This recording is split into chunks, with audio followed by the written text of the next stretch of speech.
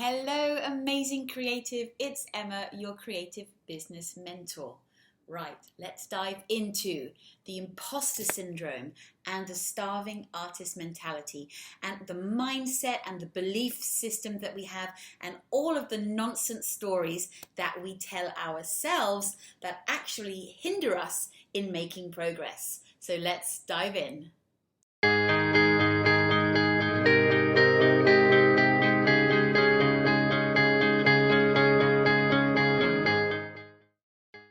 We all do it. We all have negative thoughts about our abilities, about our creativity, about our life. It's perfectly normal to have those negative biases towards things in our life. But I honestly believe that as creatives, we've got this extra layer, this extra nuanced layer of belief systems that we just need to clear out. And that's because society has been telling us since the dawn of time that if you're an artist or a creative, you're going to be poor, that it's not a real job, and that you have to be a tormented soul to make good art. So all of these thoughts and beliefs become our set point, our basis point for reality. We think that our thoughts are facts. And in fact, our thoughts are just opinions. It's just a belief set that we just keep thinking over and over again. And it's our job to break that thought pattern and to find a new way of thinking to create a new reality for ourselves. I am a true believer in the ability for your thoughts and your mind to create your reality, because after all, thoughts become actions and actions lead to outcomes. So if we can catch the thoughts at the beginning, it will lead to better actions and it will lead to more desirable outcomes. Now, most of us live on a default setting when it comes to thought patterns. We don't often give much thought about what our beliefs are and what our opinions are and what we think. We just take them for granted and we go along our merry way in life. But I want to challenge you to really curate your thoughts. Really be careful of what you're thinking and, more importantly, what you're allowing into your mind.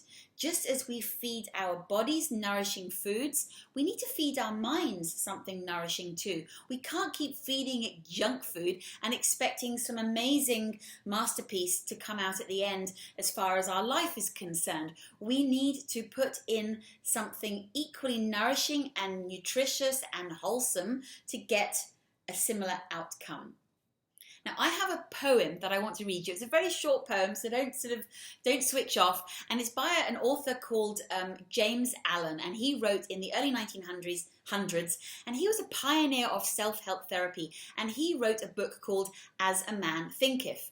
And there is a fabulous poem that he wrote that I actually grew up with as a child. My father would read this to me and my brother, and it stuck with me forever. And it's all about the power of the mind to create your realities. So here we go. Mind is the master power that molds and makes, and man is mind. And evermore he takes the tool of thought, and shaping what he wills, brings forth 1,000 joys and 1,000 ills. He thinks in secret, and it comes to pass, for his environment is but his looking glass. How powerful is that? We have the ability to control our thoughts, to notice them and to change them, and then change the outcomes of our actions and improve the experience of our lives and the environment around us. So here's what I want you to do. It's a little exercise that you can do yourself. I want you to get pen and paper, and I want you to write down all the truths and the opinions that you have about something that is bothering you in life. Anything to do with your art, your business, your creativity, the people around you. Write down your thoughts and your beliefs. And once you write them down, look at them from a distance. Literally look at them from a distance, because they're no longer in here, they are on paper. And look at them dispassionately and ask yourself, is this actually the truth? Am I being kind to myself? And is this useful to me? Does this thought pattern actually have a use for me? Am I being kind to myself, giving myself the best chance to succeed? And is it true what I think? Or am I really just inheriting someone else's beliefs and someone else's thought pattern? Because that is so common. We get fed so much information as we grow up, from teachers, from parents, from society, from friends, and we kind of don't think twice about it, and it becomes our reality and it's our truth. But if we step back, we can actually look at it with perspective and start telling a new story. So with your stories that you've told yourself, those things you've written down, try writing the opposite. Write a new story. It may seem wildly crazy and improbable and impossible to you, but if you can think it, it can happen. So I want you to do that. And then I want you to think about what you feed your mind with. The third thing is, what do you feed your mind with? Think about the radio that you listen to, the music that you listen to, the TV shows that you have on, the people that you hang out with. Are they feeding your mind the best information, the most nourishing foods for thought? Because if they're not, the chances are they're bringing negativity in your life, and you're living off a base level of negativity. And that includes a lot of these reality TV shows. And I know they're really popular, but there's so many that are just based around criticism, around gossip, around negativity.